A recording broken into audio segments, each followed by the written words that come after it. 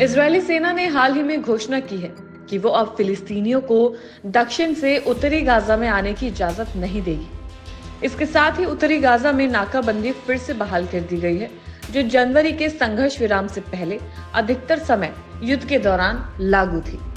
Israeli सेना ने एक बयान में कहा कि अब लोग उत्तरी गाजा में जाने या बाहर जाने के लिए मुख्य उत्तर दक्षिणी मार्ग का इस्तेमाल नहीं कर सकेंगे। सेना ने ये स्पष्ट कर दिया है कि केवल गाजा के तटीय सड़क से जुड़े दक्षिणी मार्ग की अनुमति होगी। इस बीच इजरायली सेना के हमले गाजा में लगातार जारी हैं। बुधवार रात से शुरू हुए इजरायली हमलों में कम से कम 58 फिलिस्तीनियों की मौत हो गई है। इजरायल ने मंगलवार को गाजा में भीषण हमले फिर से शुरू कर दिए थे, जिससे युद्ध विराम समझौता टूट गया था। इस युद्ध विराम समझौते के तहत 2 दर्जन से ज्यादा बंधकों को रिहा किया गया था।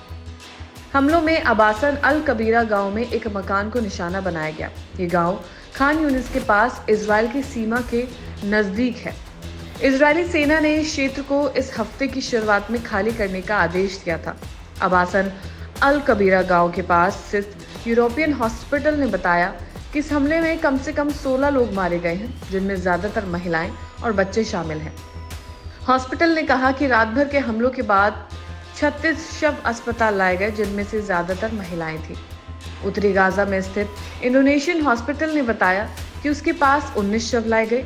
इजरायल ने गाजा में फिर से लड़ाई शुरू होने के लिए हमास को जिम्मेदार ठहराया है। इजरायली सेना ने मंगलवार सुबह गाजा पट्टी क्षेत्र में हवाई हमले किए, जिनमें महिलाओं और बच्चों सहित 400 से अधिक फिलिस्तीनी मारे गए। हालांकि हमास की ओर से रॉकेट दागने का किसी अन्य हमले की जानकारी नहीं आई है। भारत में इजरायल के राजदूत रुवेन आजर का एक बयान भी सामने आया है। उन्होंने कहा कि हमास को गाजा पट्टी से बंधकों को रिहा करना चाहिए और सत्ता छोड़कर कूटनीति का रास्ता अपनाना चाहिए। अगर ऐसा नहीं होता है तो इजरायल गाजा पर नियंत्रण करेगा। ये बयान इजरायल द्वारा गाजा पर भारी हवाई हमले करने के बाद आया है, जिनमें 400 से ज्यादा लोग मारे गए हैं। ये हमले पिछले 2 महीनों में सबसे घातक रहे और जनवरी में शुरू हुए युद्ध विराम को खत्म कर दिया। इजरायल ने हमास को युद्ध विराम के विस्तार के प्रस्तावों को नकारने का दोषी ठहराया है। ये स्थिति गाजा में बहुत ही गंभीर हो गई है और दोनों पक्षों के बीच संघर्ष और तनाव लगातार बढ़ता जा रहा है। इजरायली सेना की कार्रवाई और हमलों के कारण गाजा में भारी तबाही मची है। हॉस्पिटल्स में शवों की संख्या लगातार बढ़ रही है और निर्दोष लोगों की जान जा रही है। गाजा में हालात काफी दर्दनाक है, जहां लोग अपनी जान बचाने के लिए अपने घरों को छोड़ने को मजबूर हो रहे हैं। इजरायल और हमास के बीच जारी संघर्ष ने गाजा में जान माल की भारी हानि पहुंचाई है। युद्ध विराम के बाद से दोनों पक्षों की ओर से हिंसा में वृद्धि देखी जा सकती है। इजरायल का कहना है कि हमास ने युद्ध विराम के नियमों का उल्लंघन किया है और इसी वजह से उसने फिर से हमले शुरू कर दिए हैं। इसके जवाब में हमास भी अपनी ओर से इजरायल पर हमले कर सकता है, लेकिन अब तक कोई भी ऐसा हमला नहीं हुआ है जिससे स्थिति और बिगड़े। इस पूरे समय पूरी दुनिया की नजर गाजा पर है, जहां नागरिकों का जीवन अस्त व्यस्त हो गया है। अंतर्राष्ट्रीय समुदाय को उम्मीद है कि जल्दी संकट का समाधान निकलेगा और दोनों पक्षों के बीच शांति स्थापित होगी। युद्ध विराम और कूटनीतिक बातचीत की संभावनाओं पर चर्चा जारी है, लेकिन फिलहाल युद्ध की स्थिति बनी हुई है। इजरायल और हमास के बीच युद्ध का ये मामला बहुत ही जटिल हो चुका है, जिसमें दोनों पक्षों के लिए कई सवाल खड़े होते हैं। गाजा में शांति और सुरक्षा की स्थिति कायम करने के लिए अंतर्राष्ट्रीय प्रयासों की जरूरत है। इस संघर्ष में बेगुनाह नागरिकों की जान जा रही है और ये स्थिति सभी के लिए चिंता का विषय बनी हुई है। गाजा में अब तक क्या क्या हुआ, कैसे हमले हुए, कितने लोगों की जान गई, इस रिपोर्ट में देखिए। इजरायली सेना ने बताया कि उसने गाजा में जमीनी ऑपरेशन शुरू कर दिया है। ये कार्रवाई एक दिन पहले किए गए हवाई हमले के बाद की गई है, जिसने हमास के साथ हुए 2 महीने पुराने सीज फायर समझौते को तोड़ दिया है। इजरायल डिफेंस फोर्सेस के मुताबिक इस ऑपरेशन का उद्देश्य मध्य और दक्षिणी गाजा में सुरक्षा क्षेत्र बढ़ाना और उत्तर और दक्षिण गाजा के बीच एक बफर जोन बनाना है। आईडीएफ ने यह भी बताया कि उसने नेटजारिम कॉरिडोर के बीच में अपनी सेना की स्थिति को मजबूत कर दिया है। जनवरी में हुए संघर्ष विराम समझौते के तहत इजरायल ने अपनी सेना को नेटजारिम कॉरिडोर से हटा लिया था। ये क्षेत्र गाजा को 2 हिस्सों में बांटता है और उत्तर और केंद्रीय गाजा को दक्षिण गाजा से अलग करता है, जो मिस्र की सीमा से जुड़ा हुआ है। हालांकि कुछ विदेशी सैन्य ठेकेदारों ने अब भी उत्तर और दक्षिण गाजा के बीच चेक पॉइंट की निगरानी जारी रखी है। सीजफायर लागू होने के बाद हजारों फिलिस्तीनी लोग पैदल, गाड़ियों और यहां तक कि गधों पर यात्रा करते हुए इस कॉरिडोर से गुजरते हुए अपने तबाह हुए घरों को देखने वापस लौटे। मंगलवार रात को इजरायल ने गाजा पर जोरदार हवाई हमले किए, जिसमें 400 से ज्यादा लोग मारे गए। ये दिन युद्ध के सबसे खतरनाक दिनों में से एक माना गया। बुधवार को यरूशलेम में इजरायली संसद के बाहर कई लोग सरकार के खिलाफ प्रदर्शन करने के लिए सड़कों पर उतर आए। वो प्रधानमंत्री बेंजामिन नेतन्याहू के गाजा में युद्ध फिर से शुरू करने के फैसले के खिलाफ थे। प्रदर्शनकारियों का कहना था कि नेतन्याहू अपनी अस्थिर सरकार को बचाने के लिए ये कदम उठा रहे हैं। इस बीच इजरायली रक्षा मंत्री इजराइल काट्स ने चेतावनी दी कि अगर बंधकों को वापस नहीं किया गया और हमास गाजा पर नियंत्रण बनाए रखता है तो गाजा के लोग इसकी भारी कीमत चुकाएंगे। इजराइल के एक अधिकारी ने कहा कि गाजा में किए गए हवाई हमले सैन्य दबाव बनाने की एक रणनीति है। इसका उद्देश्य हमास पर दबाव डालना है ताकि वो ज्यादा बंधकों को रिहा कर सके। अब तक इजराइल ने 251 बंधकों में से केवल 8 को जिंदा वापस किया है। बाकी बंधकों को पहले हुए सीजफायर समझौते के तहत फिलिस्तीनी कैदियों के बदले रिहा किया गया था। इस पूरे घटनाक्रम से साफ होता है कि गाजा में स्थिति बेहद तनावपूर्ण बनी हुई है। संघर्ष और हिंसा के कारण हजारों लोग अपनी जान गंवा चुके हैं और बहुत से लोग अपने घरों को छोड़ने के लिए मजबूर हो गए हैं। फिलिस्तीनी और इजरायली दोनों पक्षों के लिए ये समय बहुत कठिन और तनावपूर्ण है।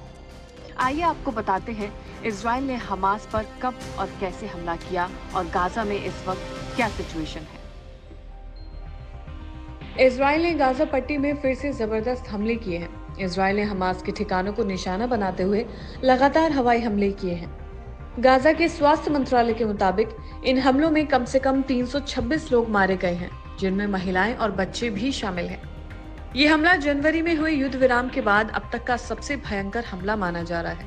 इजराइल के प्रधानमंत्री बेंजामिन नेतन्याहू ने कहा कि युद्ध विराम को बढ़ाने के लिए बातचीत में कोई प्रगति नहीं होने के कारण उन्होंने ये हमले करने का आदेश दिया। अमेरिकी व्हाइट हाउस ने कहा कि इजराइल ने हमले से पहले उनसे सलाह ली थी और अमेरिका ने इजराइल के फैसले का समर्थन किया। व्हाइट हाउस ने कहा कि हमास ही युद्ध की स्थिति को बढ़ावा दे रहा है। अमेरिकी राष्ट्रीय सुरक्षा परिषद के प्रवक्ता ब्रायन ने कहा कि हमास को युद्ध विराम बढ़ाने के लिए बंधकों को रिहा करना चाहिए था, लेकिन उसने ये नहीं किया और युद्ध की राह चुनी। अमेरिकी दूत स्टीव ने भी चेतावनी दी थी कि अगर हमास ने बंधकों को रिहा नहीं किया तो उसे इसके गंभीर परिणाम भुगतने होंगे। इजराइल के कार्यालय ने भी ये कहा कि हमास के खिलाफ अब सैन्य कार्रवाई तेज की जाएगी। इस ताजा हमले ने शांति की उम्मीदों को तोड़ दिया है और ये संघर्ष फिर से बढ़ने का संकेत दे रहा है। इजराइल और हमास के बीच युद्ध में अब तक 48,000 से ज्यादा फिलिस्तीनी मारे जा चुके हैं और गाजा की हालत काफी खराब हो चुकी है। इस हमले से ये भी आशंका जताई जा रही है कि हमास के कब्जे में रह रहे लगभग 24 इजरायली नागरिकों का भविष्य अब अंधेरे में है, यानी कि उनके साथ कुछ भी हो सकता है। हमास ने आरोप लगाया है कि नेतन्याहू ने संघर्ष विराम को खत्म कर दिया और इस तरह बंधकों के भविष्य को खतरे में डाल दिया। हमास ने मध्यस्थों से अपील की है कि इजराइल को पूरी तरह से जिम्मेदार ठहराया जाए। गाजा के दक्षिणी शहर खान यूनिस में पत्रकारों ने कई जगहों पर धमाकों के बाद धुएं के गुबार देखे। घायल लोगों को हॉस्पिटल भेजा गया, जहां वो दर्द से कराह रहे थे। कुछ फिलिस्तीनी नागरिकों का कहना है कि फरवरी की शुरुआत में युद्ध विराम के दूसरे चरण की बातचीत समय पर शुरू नहीं हुई थी, जिससे उन्हें ये डर था कि युद्ध फिर से शुरू हो सकता है। इजराइल के रक्षा मंत्री इजराइल काट्स ने कहा कि अगर बंधकों को रिहा नहीं किया गया तो गाजा की स्थिति और भी खराब हो जाएगी। उन्होंने ये भी कहा कि इजराइल तब तक लड़ाई जारी रखेगा जब तक सभी बंधक घर नहीं लौट आते। रिपोर्ट के मुताबिक अमेरिकी राष्ट्रपति डोनाल्ड ट्रंप ने इजराइल को हमास पर हमले करने की अनुमति दे दी थी। इजराइल ने गाजा के कई इलाकों को तुरंत खाली करने का आदेश दिया था और इन क्षेत्रों में रहने वाले लोगों को पश्चिमी गाजा या खान यूनिस में शरण लेने के लिए कहा गया था। रिपोर्ट के मुताबिक गाजा में हमले से पहले ज्यादातर लोग सो रहे थे और बमों की आवाज सुनकर जाग गए। प्रधानमंत्री बेंजामिन नेतन्याहू ने कहा कि युद्ध विराम को बढ़ाने के लिए बातचीत में कोई सुधार नहीं देखा गया, कोई प्रगति नहीं हुई, जिस वजह से उन्होंने हमले का आदेश दिया। अधिकारियों ने कहा कि इस अभियान की शुरुआत हो चुकी है और बढ़ने की संभावना है। इजराइल के राजदूत डेनी डेनन ने भी संयुक्त राष्ट्र में इजराइल के हमलों का बचाव करते हुए कहा कि इजरायली वायुसेना ने हमास के ठिकानों पर हमले किए हैं और इजराइल तब तक नहीं रुकेगा जब तक उसके सभी बंधक घर नहीं लौट आते। इजराइल ने मंगलवार की सुबह 2 बजे अपने हवाई हमले शुरू किए थे। रिपोर्ट्स के अनुसार इजराइल टैंक खान यूनिस के अबासन शहर के पूर्वी इलाकों में गोले दाग रहे थे। गाजा सरकार के मीडिया ऑफिस की रिपोर्ट के अनुसार इस हमले में 232 से ज्यादा लोग, उस वक्त का जो आंकड़ा सामने आया था, इतने लोग मारे गए थे। इसमें लगातार कई अपडेट सामने आ रही है। हमास ने इस हमले पर प्रतिक्रिया देते हुए कहा कि नेतन्याहू और उनकी सरकार युद्ध विराम समझौते को पलटने का फैसला कर रहे हैं, जिससे गाजा में कैदियों का भविष्य अनिश्चित हो जाएगा। अब तक के हमलों में कई लोगों की मौत हो चुकी है, जिनमें से 77 लोग खान यूनिस के दक्षिण इलाके में और कम से कम 20 लोग गाजा सिटी के उत्तर में मारे गए हैं। इस हमले से पहले इजराइल ने अमेरिका को इसकी जानकारी दी थी। व्हाइट हाउस की प्रेस सचिव कोरोलिन ने कहा था कि इजराइल ने ट्रंप से सलाह ली थी और अमेरिका ने इजराइल के निर्णय का समर्थन किया था। उन्होंने ये भी कहा कि राष्ट्रपति ट्रंप ने साफ किया था कि हमास, हुती और ईरान जैसे आतंकवादी समूहों को इसका परिणाम भुगतना होगा। इजराइल ने युद्ध विराम तोड़ने का फैसला तब लिया जब अमेरिका यमन के हुती विद्रोहियों के खिलाफ कार्रवाई कर रहा था। इस स्थिति ने गाजा में फिर से युद्ध की आशंका को बढ़ा दिया है और ये संघर्ष फिर से पूरी ताकत से शुरू हो गया है। इजराइल की तरफ से किए गए हवाई हमले में अब ये आशंकाएं जताई जा रही है कि जिन लोगों को रिहा होना था, यानी कि जो लोग हमास की कैद में हैं, अब उनका क्या होगा। इजराइल के प्रधानमंत्री बेंजामिन नेतन्याहू की तरफ से भी कई बयान सामने आए हैं, जिसमें उन्होंने ये कहा कि युद्ध विराम को बढ़ाने के लिए जो बातचीत हो रही थी उसमें कुछ भी प्रगति नहीं हो रही थी, जिस वजह से उन्होंने ये फैसला लिया और फिर ये हमले करने का आदेश दिया गया। इजराइल के इस फैसले का समर्थन अमेरिका की तरफ से भी किया गया। व्हाइट हाउस से भी इजराइल के प्रधानमंत्री ने जो फैसला लिया हमला करने का, उसका समर्थन किया गया। सवाल अब यही उठता है कि अब ये युद्ध फिर से शुरू हो चुका है और अब इसके बाद बंधकों की रिहाई किस तरह से होगी, इस पर निगाहें टिकी है।